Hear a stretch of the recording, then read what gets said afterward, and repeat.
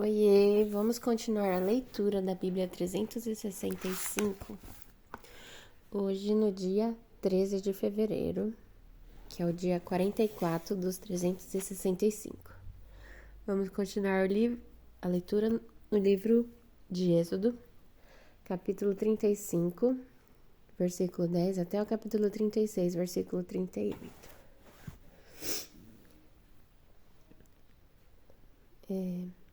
Todos que são artesãos talentosos, venham e façam tudo o que o Senhor ordenou. O tabernáculo, tanto a tenda como a cobertura, os colchetes, as armações, os travessões, as colunas e as bases, a arca e as varas para transpassá-la, a tampa da arca, que é o lugar da expiação, a cortina interna para que protege a arca,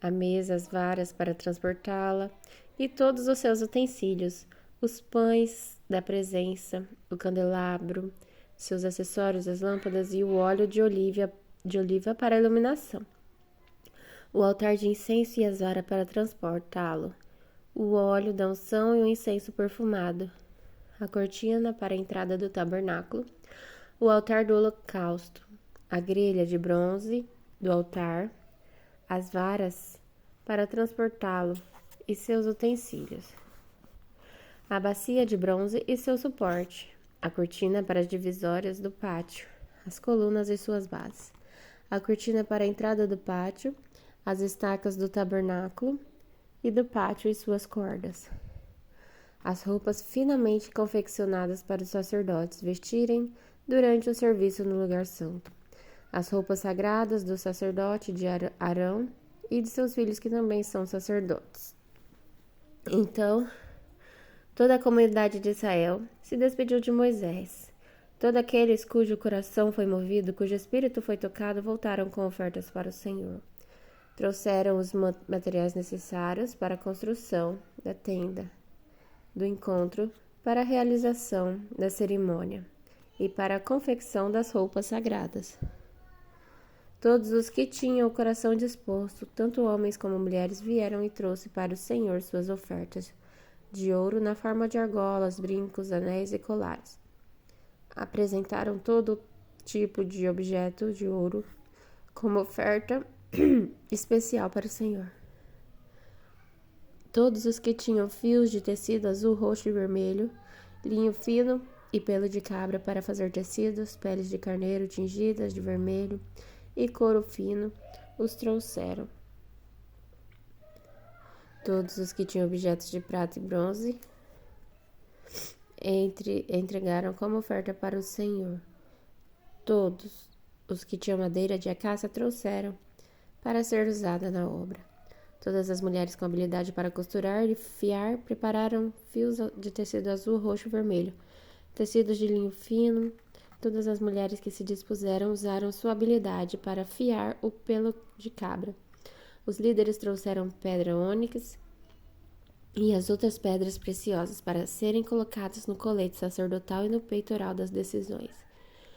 Trouxeram também especiarias e óleos de oliva para iluminação, para o óleo da unção e para incenso perfumado. Assim, todos os israelitas, todos os homens e mulheres dispostos a ajudar no trabalho que o Senhor havia ordenado por meio de Moisés, trouxeram suas ofertas e entregaram de bom grado ao Senhor. Então Moisés disse ao povo de Israel: o Senhor escolheu especificamente Bezalel, filho de Uri e neto de Ur, da tribo de Judá.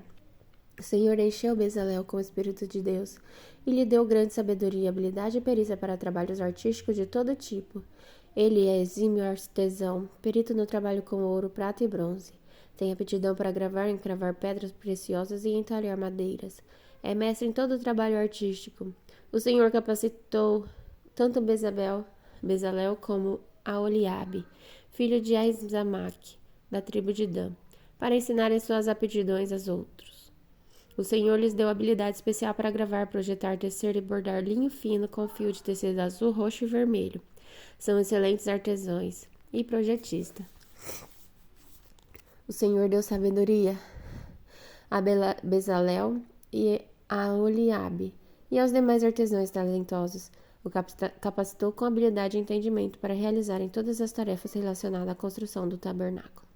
Eles os construíram conforme o Senhor ordenou. Moisés chamou Bezalel, Aholiabe e os demais artesãos especialmente capacitados pelo Senhor e que estavam dispostos a realizar a sua obra. Moisés lhes deu o material doado pelos israelitas como oferta para a construção do santuário. O povo, porém, continuava a trazer voluntariamente mais ofertas todas as manhãs. Por fim, os artesãos que estavam trabalhando no santuário interromperam a obra e informaram a Moisés: o povo trouxe mais que o suficiente para completarmos o trabalho que o Senhor nos ordenou. Então Moisés deu a seguinte ordem, que foi transmitida a todo o acampamento: homens e mulheres, não preparem mais ofertas para o santuário. Temos o suficiente. Assim o povo parou de trazer suas ofertas. Suas contribuições foram mais que suficientes para completar o projeto. Os artesãos habilidosos fizeram para o tabernáculo 10 cortinas de linho finamente tecido. Bezalel enfeitou as cortinas com fio de tecido azul, roxo e vermelho, e com querubins bordados com habilidade. As 10 cortinas eram exatamente do tamanho, com 12,6 metros de comprimento e 1,8 de largura. Juntaram 5 das cortinas para formar uma cortina longa e depois juntaram as 5 restantes para formar uma outra cortina longa. Bezalel fez 50 laços de tecido azul e prendeu-os ao longo da borda da última cortina de cada conjunto. Os 50 laços ao longo da borda de uma cortina coincidiram com os 50 laços ao longo da borda de outra cortina. Em seguida, fez 50 colchetes de ouro e prendeu as cortinas longas uma à outra. Desse modo, o tabernáculo foi formado em uma só peça contínua. Fez também 11 cortinas de tecido de pelo de cabra para cobrir o tabernáculo. Essas 11 cortinas eram todas exatamente do mesmo tamanho, com 13,5 metros de comprimento e 1,8 de largura. Bezalel juntou 5 das cortinas para formar uma cortina longa, e depois juntou as 6 restantes para formar outra cortina longa. Fez 50 laços para a borda de cada cortina longa. Fez ainda 50 colchetes de bronze para prender as cortinas longas uma à outra. Desse modo, a cobertura da tenda foi formada de uma só peça contínua. Por fim, completou a cobertura da tenda com uma camada protetora feita de peles de carneiro, tingidas de vermelho, e uma camada de couro fino. Para a estrutura do tabernáculo, Bezalel construiu armações de madeira de acácia. Cada armação tinha 4,5 metros de altura e 67,5 centímetros de largura, com 2 hastes na parte inferior de cada armação. Todas as armações eram idênticas. Construiu 20 armações para sustentar as cortinas do lado sul do tabernáculo. Fez também 40 bases de prata, 2 para cada armação, de modo que as hastes se encaixavam firmemente nas bases. Para o lado norte do tabernáculo, construiu outras 20 armações. Com 40 bases de prata, 2 bases para cada armação, fez 6 armações para a parte de trás, o lado oeste do tabernáculo, junto com mais 2 armações para reforçar os cantos nas 2 extremidades do tabernáculo. As armações dos cantos foram emparelhadas na parte inferior e firmemente ligadas uma à outra na parte superior com uma argola, formando um só suporte de cano. Ambos os suportes de cano foram feitos dessa maneira. Havia, portanto, 8 armações na parte de trás do tabernáculo, encaixando sobre 16 bases de prata, 2 bases debaixo de cada armação. Em seguida, fez travessões de madeira de acácia para ligar as armações, 5 travessões para o lado norte do tabernáculo e 5 travessões para o lado sul. Fez também 5 travessões para a parte de trás do tabernáculo, que ficava virada para o oeste. Fez a travessão central ligada a meia altura, as armações estendendo-se de uma ponta a outra do tabernáculo. Revestiu as armações com ouro e fez argolas de ouro para sustentar os travessões. Depois revestiu com ouro os travessões. Para o interior do tabernáculo, Bezalel confeccionou uma cortina especial de linho fino, trançado com fios de tecido azul, roxo e vermelho. e com querubins bordados com habilidade. Fez para a cortina 4 colunas de madeira de acácia e 4 ganchos de ouro. Revestiu as colunas com ouro e apoiou-as sobre 4 bases de prata. Em seguida fez outra cortina para a entrada da tenda, confeccionou-a com linho finamente tecido e bordou artisticamente, usando fios de tecido azul, roxo e vermelho. Pendurou a cortina em ganchos de ouro presos a 5 colunas. Revestiu com ouro as colunas, seus capitéis e seus ganchos, e mandou fundir para elas 5 bases de bronze. Agora vamos continuar a leitura no Novo Testamento, em Mateus, capítulo 27, versículo de 32 a 66. No caminho, encontraram um homem chamado Simão de Cirene, e os soldados obrigaram a carregar a cruz. Então saíram para um lugar chamado Gólgota, que quer dizer lugar da caveira. Os soldados lhe deram para beber vinho misturado com fel, mas quando Jesus o provou, recusou-se a beber. Depois de pregá-lo na cruz, os soldados tiraram sorte para dividir suas roupas. Então sentaram-se ao redor e montaram guarda. Acima de sua cabeça estava presa uma tabuleta com as acusações feitas contra ele. Este é Jesus, o Rei dos Judeus.